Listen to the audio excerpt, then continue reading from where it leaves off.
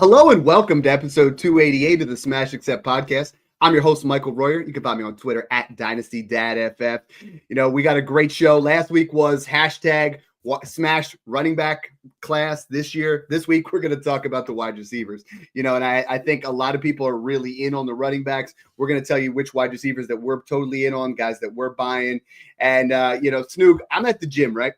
And I go in, got my pre-workout. I get in there. And my headphone batteries die. And that's usually a killer for me, right? That's usually just like, I can't do this. I was so pumped for my workout. I was so pumped to talk 2025 rookies. I don't even need to bump my heavy metal in the background. I don't need to bump, my Kendrick Lamar in the background. I just need to talk 2025 rookies. So let's do it. How you doing today, brother?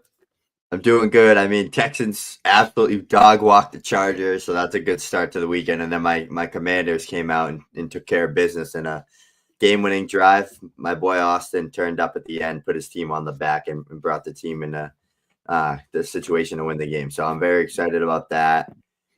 Every team, I have a future out there for Ohio State to win the national championship. They clutched up. They're going to steamroll Notre Dame hopefully next week. So for some reason, all the teams I wanted to win this week won, so I'm feeling pretty good going into the next week. But I'm mostly excited, even though I want to keep watching these running backs because it's the best running back class that I've watched personally since 2019. But the wide receivers, I mean, this is a class that is very similar to 2019, in my opinion, where there's a lot of guys at the top, but there's like 5-6 guys, maybe like a seventh guy that you could see being like very solid. And then the rest, it's just a nightmare. Like it's just an absolute apocalypse. So I can't wait to talk about this, kind of see who there is and who will be values for us and when to just start taking running backs. Because there's going to be a time where it's probably the mid-second round and it's just going to be a running back run because the wideouts are so weak. So let's jump into it.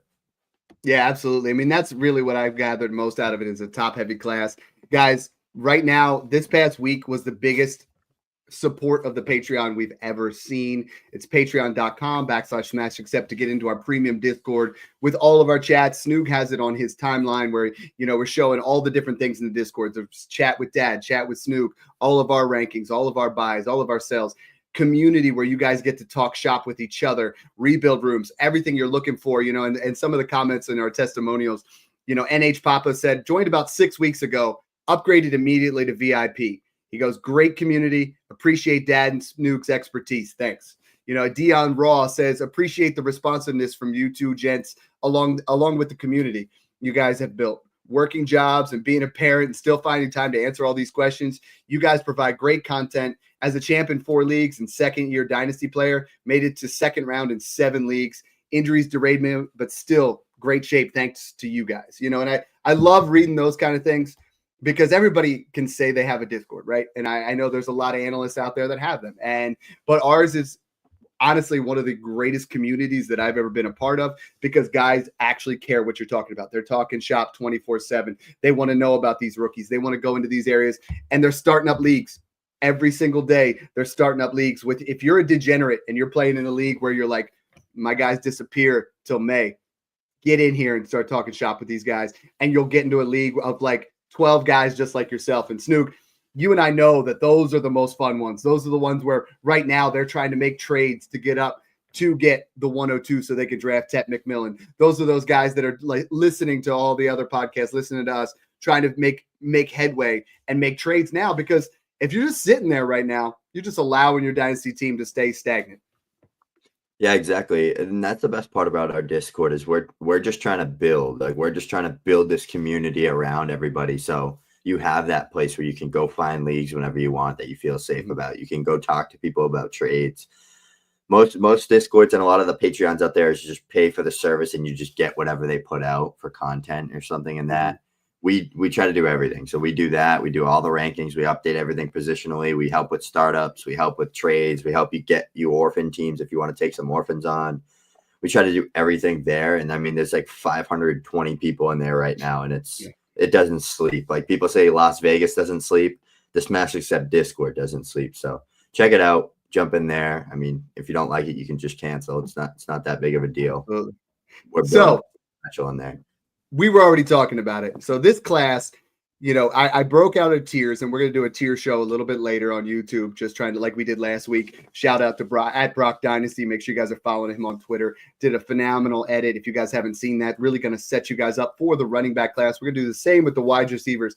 I have one guy in our S tier. We call that our smash tier, and that's Tet McMillan.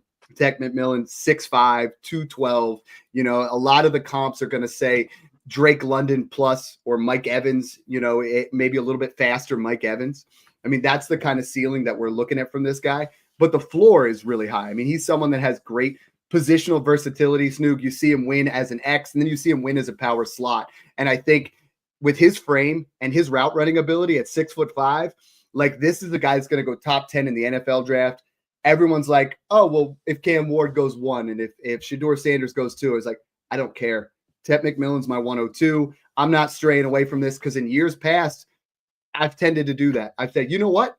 My 101 is Junty. I'm taking him no matter what. And then 102 is a wide receiver. And then what happened in years past was we moved Jamar Chase back. We moved CeeDee Lamb back. We moved Garrett Wilson back. And we're like trying to force quarterbacks. No, not happening this year. Tet McMillan's the 102. I can't see a scenario where I don't take him with my 102 or trade out.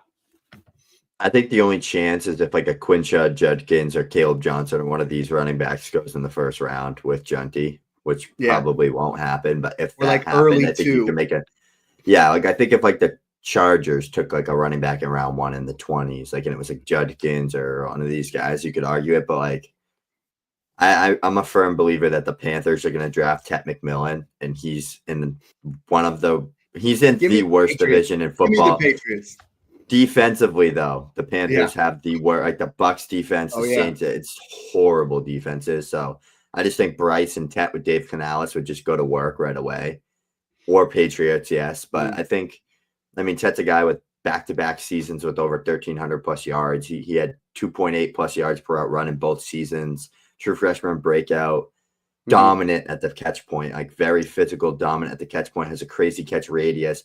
He's not going to be a guy that consistently wins his route right off the line of scrimmage. Like he's not a Garrett Wilson. He's not one of these smaller, nimble guys, but he is one of those bigger, fast, athletic 6'5" T. Higgins, Drake London types that he has he doesn't have as complete of a release as like a London T. Higgins, in my opinion, but he's better than them at the catch point, I think. And I think he's a little bit better downfield or on that same like range. He's better downfield than London, but he's on that same like T. Higgins range where he's fast. He's got that long speed. I think he's going to be a really good prospect, very high floor, like you said. I mean, all the metrics are great. Like there's nothing to really hate about him besides maybe like, he's just a traditional Alpha X, which it is kind of like a dying breed position. Like, I mean, look at Marv. Like I know Marv still had a really good rookie year, but like, some of these teams don't know how to utilize their best player on offense, especially at wideout, and use them in the slot and outside. Like even if they're a slot guy like Tet McMillan, like look at the Texans, they get Nigo involved in the screens, the quick slant, stuff like that. You just want to see Tet go to an offense like that where he would be utilized like that, and I think that would be the Panthers. So that's my favorite fit. Panthers at 7 or 8. I think that's right where he goes. I have him graded as a top 10 prospect, probably in that 10 to 12 range, but 8 to the Panthers would definitely be the 102 for me. Yeah, and he's like he's probably going to test in that 4 or 5 range. So I mean, if you see his jumping ability is off the charts, his pure athleticism is good. It's not phenomenal. Like I would say, it's good to great, but it's not elite. Yeah. But the way he wins, he's a student of the game. Obviously, like he's someone that gets in and out of breaks really well. He finds soft spots in the zone. He has fantastic hands. He's someone that shows the ability to dominate with his technique. And when you got a guy with back-to-back 1,300 yards seasons like that, 10 touchdowns, 8 touchdowns, really good in the red zone, good at 50-50 balls.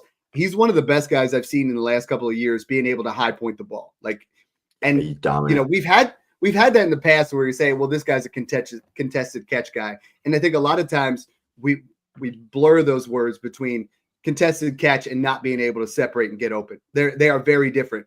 Like we talk about the N'Keal Harrys of the world and the guys in the past that just didn't separate and had good contested catch. He's phenomenal contested catches, and he can separate, because of that fluidity, because of his technique, because of the way that he is just super pro ready. And I feel like he is as sure as you can get to a non-bust type candidate. Like he's someone that like in comparison to last year, I mean, I don't have him on the same level as Neighbors.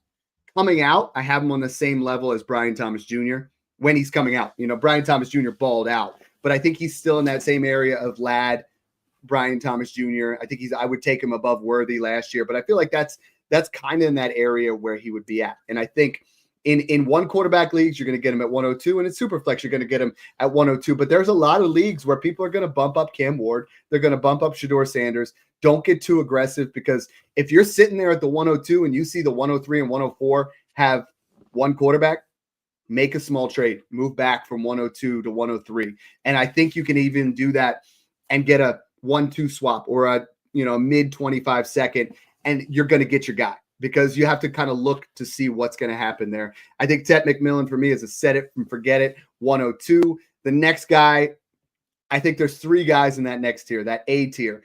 And just like we did with the running backs, I'm trying to give you an idea of what we think of them. I have them as top 12 to 15 wide receiver upside.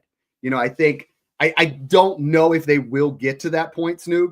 Like when we talked about it last year, we said Malik and Marv were top 12 right off the bat, right? And Brian Thomas Jr. and Ladd and Worthy had top 12 upside. Now, 4 of those guys got into the top 12. I think this class is going to be similar. I mean, when you look at Luther Burden, you look at Emeka Buka, and you look at Travis Hunter, you got 3 guys that have, if Travis Hunter's strictly a wide receiver, you have 3 guys that could be top 12 to 15 dynasty wide receivers. And in this class, I think you're going to get those guys in picks 107 to 110, because I think we're going to see a lot of teams that are running back needy because of this draft, that they're going to move up Judkins. They're going to move up Hampton. They're going to move up Henderson. They're going to move up a lot of guys. I could see one of these guys, probably Ibuka, possibly fall into the second round of Superflex drafts, but all 3 of these should go round 1 in the NFL draft. As far as high floor prospects, I think Emeka Egbuka has the highest floor in this class at the wide receiver position. I think he's like guaranteed going to be some type of Josh Downs, type of Tyler Lockett type of player. But I think he has the upside and ceiling of like an Amon-Ra St. Brown light, a Jackson Smith and Jigba, a Terry McLaurin. Like I think right now, Emeka Egbuka, I mean, I just started watching the wide receivers big time. I've watched Luther Burden. I've watched Emeka Egbuka on TV all the time for the past few years. I've watched a lot of Emeka's 2021 tape, or 2022 and 2023. 2022, playing alongside Marvin Harris Jr., went toe-to-toe with him, basically producing him at the same level as him, being a guy that was a safe player, 70-plus receptions, 1,100 yards, 3.01 yards per outrun alongside Marv, which is incredible. I mean, Jackson Smith and Jigba only played a little bit that year, but he's my wide receiver 2 in this class right now, just based off Luther did have a really bad junior year, and there's a lot that goes into that. I mean, the quarterback play was terrible. Missouri's offense was just brutal. He was their only guy there. He had an elite sophomore season, but Emeka just bounced back for me. He had a great year this year, playing alongside Jeremiah Smith, Carnell Tate. So Emeka Egbuka never was the clear one in his offense, because he was always playing with a Garrett Wilson, a Chris Olave, a Jackson Smith and Jigba, a Marvin Harrison Jr., Carnell Tate, Jeremiah Smith. Like he never had the room to himself. And if he did, he probably would have had 1,400 to 1,500 yards. But I think he's like a couple catches and a 60 yards away from breaking the all-time Ohio State record in the receiving category. So he's special to me, very high floor. I have him graded out as a top 20 prospect. 6 foot, 205 pounds, that big power slot, but he can win everywhere. Just a good route runner, fundamentally sound player, very high upside and high floor prospect, which is why he's my wide receiver 2. But sell us on Luther Burden, who would be my 3. And then we'll talk about Travis Hunter and kind of his venture and what he's going to be like in the NFL. I'm still with you with Egbuka. A lot of people don't realize he's probably going to run in the 4.3s. Like he is, he's a technician at his speed, super quick in and out of routes, but he's got long speed too. Like he's going to run in that maybe mid to high. Like they've projected 4.30, but I think 4.4, 4.39. At Ohio State, they had him at 4.3. So I mean, like there might have gotten a little bit of a bit of a bump just because they're there. But I think what you look at when you look at LSU wide receivers and Ohio State wide receivers, right, is that your Ohio State wide receiver is going to be very pro ready. He's going to be someone that has a set understanding of spatial awareness when working against zone. He's going to be somebody that understands the game and someone that's going to be productive day one. I love that you said Amon-Ra St. Brown light, because that's my comp. Like I love the upside of this guy. And I think it's one of those things, just like Amon-Ra, where you're going to see his best games are in the NFL. Like once he gets to the NFL, he gets the right system. This is someone that's pro ready. That's probably the safest of the three out of this group. I think Egbuka also might have the highest ceiling out of this group, but I think Luther Burden, you look at what he did in 2023, he was phenomenal. He was up there in a lot of people. You and I still had Tet as one. A lot of people had Luther Burden as their wide receiver one of what would be the 2025 class. I mean, 5'11", he's someone that's 208 pounds. We saw as maybe like a Debo light type wide receiver, the way that he, with his yards after the catch were unbelievable. Like he was someone that was a yak monster in space, runs a 4.41, someone that in the right system, Snoog, would thrive. Like if you replace him in San Francisco where Debo would be, you put him in a McDaniels offense, you put him in an offense where they're going to use him on the bubble screens. They use him on the quick slants. They use him a little bit for, in the run game. You put him in a system where it's like, they don't get creative like Philadelphia, which that's not where he's going to go. And I'm just pissed off at the way the Eagles play calling is. But like you look at some of these systems and the play calling so vanilla, but a creative offensive coordinator, Luther Burden absolutely has top 12 upside. And I saw a lot of people say, well, he's just like Jaden Reed. I mean, he's Jaden Reed on a boatload of steroids. Like you can say that. But Green Bay did not get creative enough to get him the ball. You saw him yesterday. He looked good, but they were not getting him the ball enough. I think Burden needs the system where Egbuka and Tet are safe and secure. Yeah, DJ Moore, Jaden Reed were my comps for Luther Burden. But if you just look at their best seasons between Tet, McMillan, Luther Burden, and Emeka Egbuka, Luther's sophomore season was like truly elite, and that's why people had him graded out as a blue chip prospect going into this year. So going into his junior season, I mean, he had 120 targets, 86 receptions, 91.0 PFF grade, which was the highest amongst these three guys. He had 8.4 yards after catch per reception. So it's just showing how dominant he is after the catch with the ball in his hands. 1,200 plus yards, 9 plus touchdowns. 3.29 yards per route run, which was the highest amongst these three as well. So analytically and his metrics, that sophomore season at Missouri in the SEC was very special. Like it's not something to shy away from, but he had a dramatic drop off in 2024. Like he like barely had 600 yards. He did have 8 touchdowns. The offense was touchdowns at 8 plus touchdowns in 3 seasons.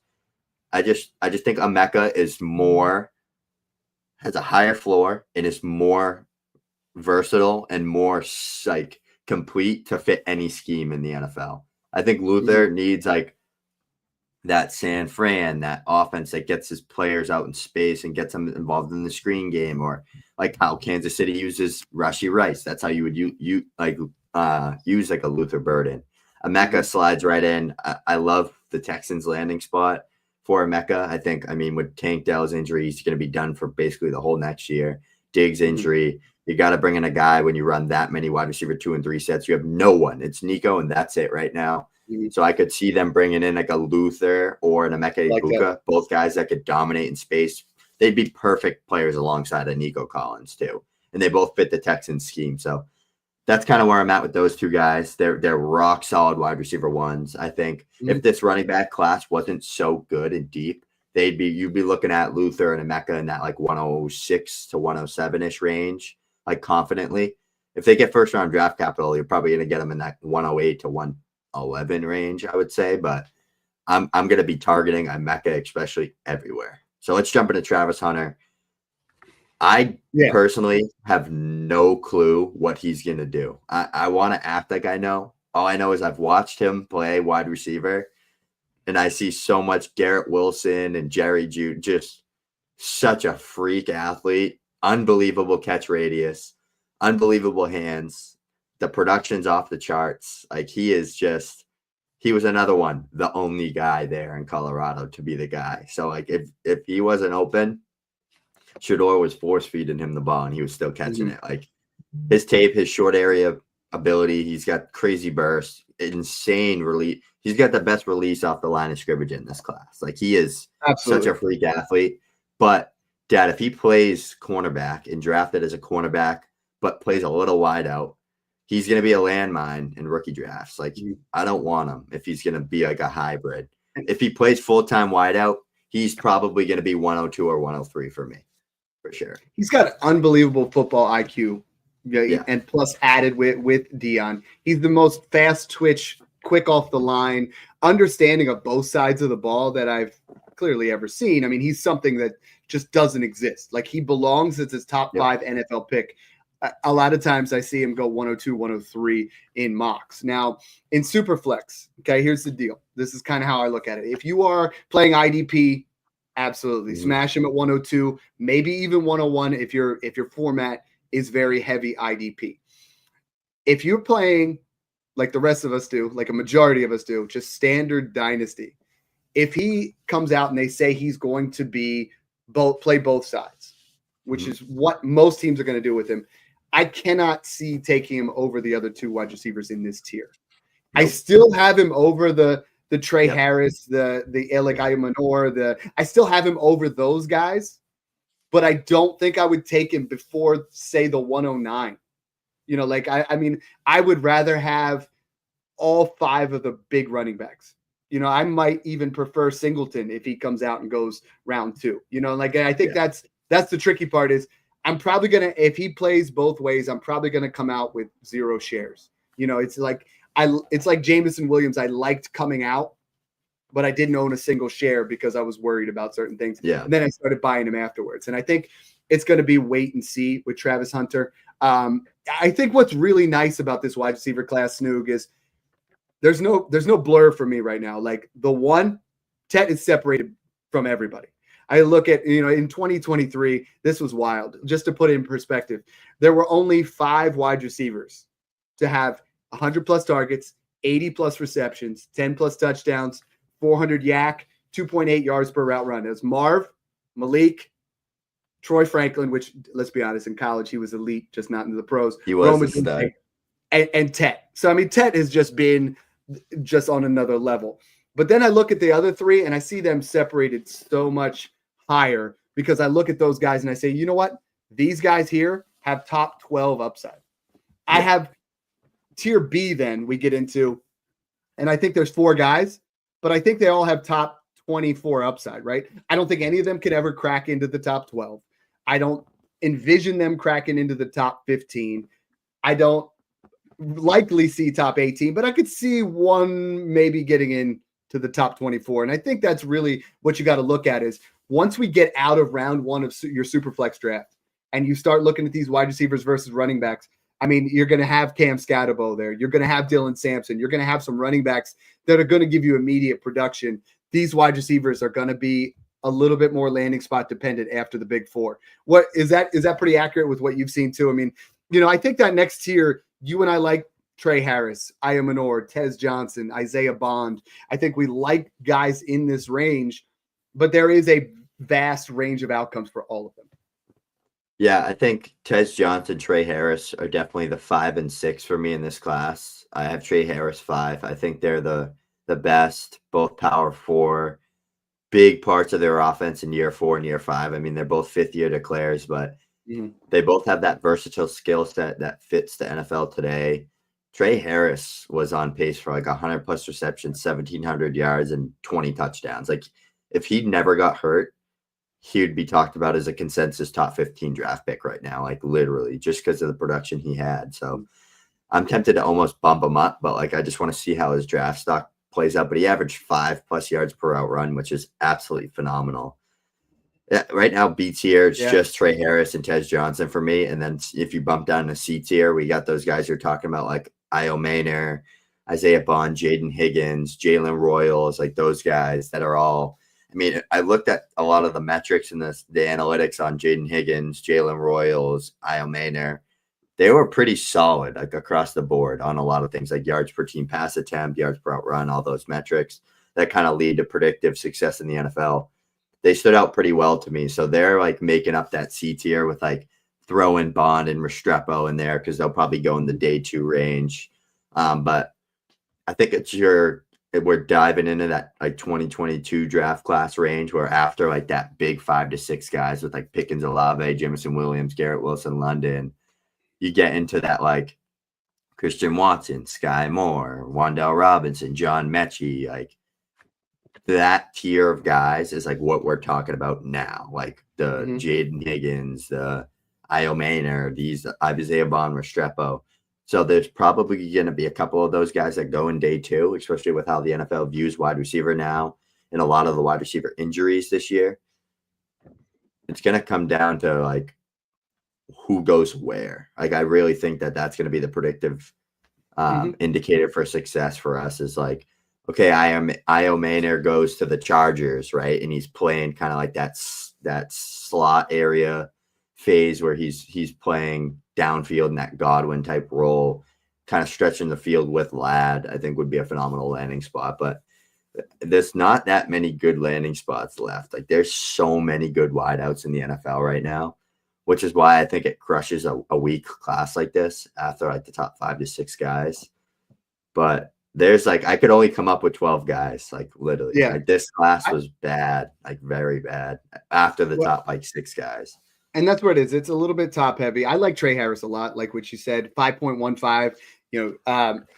Like he has had 5.15 yards per route run. You look at 7.7 yards after the catch per reception. So he has a tremendous upside. I think he, like you said, could jump into that A tier. It's going to be very important to see where they go. I love Io Maynard. I really do. I think he has really reliable hands. He's going to win as an elite level separator, someone that with the ball in his hands is someone that I'm going to own a ton of shares of because I think he's somebody that's going to get round 2 draft capital. I see a lot of people putting him in the round 1 mock area. Again, someone that I think really is going to rise up boards. Talk to me a little bit about Isaiah Bond because you've watched more Texas than anybody with Worthy and, with Adonai Mitchell last year. How does he stack up in comparison to the other 2? Because Worthy flashed a little bit. I think Adonai Mitchell probably had some of the best tape to production ratio I've ever seen, but just because Anthony Richardson was so bad, like we just didn't see it happen. But how does Bond compare to the 2? And he's someone that I see that has very easy separation, but what do you see at the next level? Yeah, I think we're going to get a discount on him because of the injury that he was playing through this year. I mean, there's Ryan Wingo there, who's a 5-star absolute stud freshman prospect, stealing a lot of the thunder from him. Gunnar Helm, who's one of my favorite tight ends in this class, just an absolute stud as well. There was a lot of mouths to feed, even though it didn't really seem like that. Matthew Golden is a guy that kind of operates as that like dynamic playmaker, kind of like that Luther Burden role where it's like a yak guy who can win downfield, win across the middle. There was a lot of mouths to feed. I think they kind of tried to rest Bond as best they could and use a little less of him. But when I went to the Texas game in Florida in person, he was great. Like he had a couple crazy yak plays. He just was always playing in crowded rooms, I think was his biggest issue. Like Texas, Bama. He had a decent sophomore year at Bama. His Texas year this year was good. He started off great. Like he was their guy for the first couple games, but he reminds me a lot of Wan'Dale Robinson. Like I think he could have that type of role, like be a very target hog, like slot guy, like a Josh Downs light, that Wan'Dale Robinson type role in an offense. I mean, they're going to look at him, the NFL, and say, okay, we got a guy that came from Bama, played at Texas, like played at all these elite Power 5 schools. He's got the route running. He's that 4 to 5 star recruit. Like he's going to be that type of guy that gets the draft capital kind of based on what he's established as a player rather than his production. Like if you look at Waddle's production coming out of Bama, he had a ridiculous year that was cut very short because of an injury. Like I think he was like 600 something yards or something, like pacing crazy numbers the year Smitty won the Heisman. But Waddle never had like the world's best production, and DK Metcalf never had like the best production. I'm not saying Isaiah Bond is one of those guys, but just being in that consistent SEC top team that's making it far, more scouts get eyes on you. They get to see your route running. Like Bond has very good route running, and he's quick, and he's got that good release. So honestly, Wan'Dale Robinson's my comp for him. Another guy that came from the SEC in Kentucky. I think he's going to go day 2. Like I think like that round 3 range is going to be where a lot of these guys go. It reminds me a lot of the 2023 running back class where it was like Bijan and Gibbs went, and then it was like just Charbonnet round one. And then it was like a bunch of players in round 3 and 4. I think that's how this wide receiver class is going to be. Not that the 2023 running back class wasn't nasty. It was absolutely stacked. But that's just the way I think that because of the landscape and the way it was then, and like the teams weren't valuing running backs high then, I think that's how the wide receiver position is going to be treated this year. Like it's going to be Tet, Luther, Emeka, if Hunter plays wide out in that first round range, and then it's gonna be like that second, third round range. You probably get 1 or 2 guys in the second round, maybe 3, and then a bunch on early day 3 and late day 2. He'll probably fall into that range with like Iowa State's Jaden Higgins, who's a guy that analytically comes out and checks nice. I mean, he's a guy 6'4", 200+ pounds, kind of like that DJ Chark type player that can win downfield, decent release off the line of scrimmage, good production. It's a good class. You know, Jalen Royal is a guy we've been talking about behind scenes. He's like that Rashee Rice, like that G5 guy who has crazy athleticism, great player after the catch, explosive, good production, good yards per out run numbers, good yards after catch per reception numbers. Like stands out very good. So right now he's my wide receiver 7 in this class as of today. I got to like rewatch through everybody, and when I get all 22 film that I'm waiting on for all these guys, I'll have updated answers. But as of today, Jalen Royals was someone that made me like, okay, this guy can play. Like I was excited to watch him. Yeah, I have him at 10. I have him slightly behind Xavier Restrepo. Deep threat guy that's like back-to-back 1,000-yard seasons. But I mean, I think that's where we start to get to. We're starting to get out of that B tier. We're starting to get into that C tier where you're looking at, unlike the running backs where we're talking about our C tier is like a guy that has NFL starter capability. This C tier, I'm looking at as more of a complementary wide receiver 2, wide receiver 3 in a lot of systems. You know what I mean? Like depending where they go, you know, they're going to be NFL starters, but they're not going to be anything crazy special. This is kind of what I was looking at when I was going through there. There's other guys in the class, Jaden Higgins, Torrey Horton, you know, Savion Williams, which is just, he's an interesting one, you know, because you look at him, led all wide receivers with 43 missed tackles. He's almost like a wide receiver running back hybrid. You should be interesting. A lot of people then are just going to throw out the Laviska Shenault, which was, you know, a failed experiment who went way up in drafts. I think he's going to end up kind of moving to that area. Ty Felton, there's going to be a lot of wide receivers. We're just going to probably try to project too early in dynasty drafts like we do every year at the end of the second round, where you were taking Malachi Corley, you were taking Jermaine Burton, you were taking Luke McCaffrey, right? And you passed on guys like Bucky Irving, which is crazy to think at this point, but people were passing on them for him. You were passing up a Braylon Allen. You were passing up guys like that, where the running backs in this class are not just 5'6" elite, but it's deep. So when you get to that second round, it should be absolutely littered with running backs. You know, you're going to get the early second, you're going to get an elite running back, or Warren's likely going to go in the first, but you're going to see Loveland fall into the second round, which is a fantastic tight end. You're going to see, you know, some people are going to try to push Jalen Moreau way up there because he's probably going to get drafted in the first round. You're going to see, you know, you're a big fan of Dart. You know, there's a lot of guys. The second round might not be wide receiver heavy, but it's going to be a deep second round again, I think, Snoog is. And if you're savvy, you're going to take the running backs over the wide receivers, because the wide receivers in this range do not hit the same way, or they do not hit as early. But that's kind of how I'm looking at my super flex drafts right now. Yeah, I mean, I think the tight end class is very, very good, just like the running back class. I mean, you look at, we'll dive into a tight end show soon when we do tight end week, but if you just look at Warren, Loveland, Gunnar Helm, Harold Fannin Jr., like those 4 alone are very good tight ends in my opinion. Like I think they're guys that are going to be day 2 picks, all of them, or at least 1 or 2 going round 1 probably. Warren's going to go round 1, I think. Yeah, Warren's going to go round 1, but I think like those are guys that can fill out a second round and tight end premium good.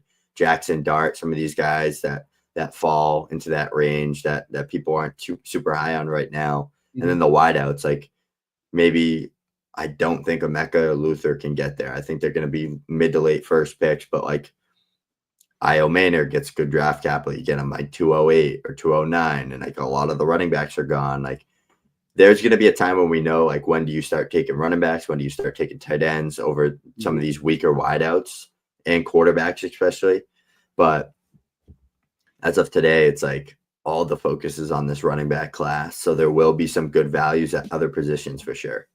Well, let's talk about that real quick because I put on my early top 12, and in the Discord I have my top 24. So if you guys are looking into that next area, you know, we give you quite a bit on Twitter, but we try to keep some of that stuff for home. So I mean, the way I look at it right now is Snoog, Ashton Junty's in a tier by himself. He's the 101. There's no debate. I have seen some really bad trades. I've seen Jaden Reed in the 103 for the 101. And I'm like, yeah, dude, I've seen stuff you're gonna hate yourself. I've seen the 102 and the 202. No, it needs to be, you got to treat the 101 right now like it's 3 firsts. You have to treat him as if you're trading Bijan Robinson. Not saying he's going to be Bijan Robinson, but that's the kind of, if he goes to Dallas or the Chargers, no, he's not going to go to the Chargers, but if he goes to Dallas inside the top 12, you're going to look at this as the second coming of Emmitt Smith. Like, you're going to draft him like you drafted Bijan Robinson. Don't trade him for less. Yeah, I've been getting a lot of questions about, like, what do I trade Junty for? I need a running back. I'm literally like, go offer it for Bijan or Gibbs. Like, literally, like, I still don't think there's a world, even if he goes to Dallas, that he's above Bijan or Gibbs for me. Just because I just think they're in perfect landing spots. They're already superstars. Like, they're already the best of the best. But I think he's going to be like, I think he's going to be the clear guy right behind those two. Like, and he could maybe get into the tier with them, especially if he goes to like the Cowboys or like the Chargers or one of these teams that they want to utilize him as a bell cow right away. But like we said, it always comes down to that. Like, no one thought Gibbs was on the same level as Bijan, and look what happened. So it always just comes down to that. Tet's in a tier of his own for me at 102. Then 103, 104 right now, I don't want anything to do with them, but it's Shedeur and Cam Ward. Like, let's just be honest, for what's going to happen in your rookie draft, that's where they're going to go. I can't get behind them, I don't think. I'm just saying, it's where they're going to go. You know, last year we had this talk with Jaden Daniels, and you were like, Dad, he doesn't belong up there. It's just the quarterbacks. It's just history. Drake May's better. That's not true. Only 3 rookie quarterbacks in history have had 3+ touchdowns without a turnover in I forget what the other thing was, like throwing over 20 passes. It's Daniels all 3 times. So he is him. But then you look at the next tier is very interesting, right? Because I think I have 3 and 4 in a tier of their own, but I don't really want to be in that area. I do think they will be quarterbacks, but 5 through 12 is very fluid. I think they're going to separate, but I mean, you know, Caleb Johnson, Quinshon Judkins, Amarian Hampton, Luther Burden, Emeka Ibuka, Travis Hunter, Travion Henderson, Nick Singleton. I mean, they're all 5 through 12 is very fluid, you know, and I think it's going to change a lot. But I have a lot of people right now trying to trade from 9 to 5. And I'm like, just don't do that right now. Just don't do that right now, because it's going to take up. That's going to be all running backs. Like, that's right. The way I'm looking at it right now in my head is like the mid to late first round is going to be all running backs, and Emeka, Tyler Warren, and Luther Burden for me. I think that's how it's going to go. But I can promise you, I will not own a single Cam Ward or Shedeur Sanders share. It's not even that I don't love them. It's not even that I hate them or I don't like them at all. I liked Shedeur, and like he's my QB1 in this class. I just don't think that they're worth taking that. Like, I'm taking that pick and I'm turning it into like adding for Drake May, adding for Caleb Williams, adding for like a Bo Nix, adding for Dak Prescott, Trevor Lawrence. Like, I'm trying to turn that pick into one of those guys plus. Today in the Discord, I went and I put the top guy in every part of the class just to see where I thought they would be, you know, and I have Tet McMillan right now, day 1, I have as the wide receiver 13, right there, right behind Drake London. I think he's borderline wide receiver 1, day 1. I have Ashton Junty as my running back 3, day 1. I think he's above Saquon Barkley, but below the big 2. I look at Tyler Warren, and I have him right now. This is going to seem a little crazy, but with the way the tight end landscape is, arguably in that tight end 6 to 7 range, you know, where you got Bowers, McBride, Laporta, Hawkinson, Kittle, but I think he falls right after there because I'd rather have Warren than Njoku, Kraft, Kincaid, Andrews, or Jonnu right now. And I think he has that kind of ceiling. The quarterbacks are where I really struggle, right? Is like all right, I'd rather have Kyler. I'd rather have Brock. I'd rather have Baker. I'd rather have Goff. I'd rather have Tua. I'd rather have Than all of Trevor. them. You know, and now I'm like, wait a second. Like Shador Sanders is more like my quarterback 20, where I start to, look at, but they're not worth the 103, is what I'm saying. And so it's going to check down. Honestly, that these guys are going to go top 5. I think both of them, Ward and Sanders, do, and we're going to have to just play that round. Do what I've done in the past is I got mocked for this. You and I know there was a thing where multiple leagues, I traded the 102 or the 103 plus a future first to get from what was Anthony Richardson up to Jalen Hurts and Lamar Jackson. And at the time, you could do that. So let it marinate. Watch Shador Sanders go to the Raiders after Dion goes to the Raiders. They move up there. All of a sudden, people start getting some hype.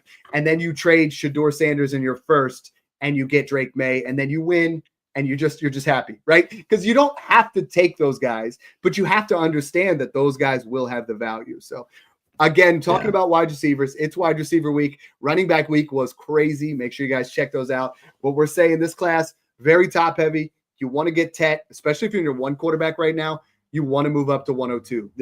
I don't want to do it in super flex that much right now, but in one quarterback leagues, I am doing what I can to move up from 5, 6, 7, 8 up to 2. And I do think there is a late first separation in there. I don't think you have to do it because the running backs are going to be so heavy. You could easily see 3 through 6 all being running backs. So any more takes on the wide receiver class? This is going to be a fun week. Make sure you guys check us out. Patreon.com/Smash Accept. We are absolutely cooking in there. Guys are talking shop 24/7. We are going to have our Smash Accept 17 invitations, which is going to be really cool. I missed out on Smash 10. I'm in the other 16. I won't miss this one. It's a lot of fun. Guys are picking up orphans. Guys are picking up startups. In February, right now I have my top 48 Superflex. In the next week, I plan on having my top 200 so you guys can get help with your startup drafts. We have all the different principles of, do you want to try to 1-year punt? Do you want to try to do a productive struggle? Do you want to try to do, a consolidated punt like that we've worked on? Do you want to do an all-in format? We have different levels, different tiers where Snoog and I will help you with all that kind of stuff. So, we're excited to chop it up. We're excited to talk rookies. And this is our favorite time of year. So make sure you guys subscribe to YouTube. Make sure you guys check out the Patreon. And thanks again for tuning in. Enjoy the process.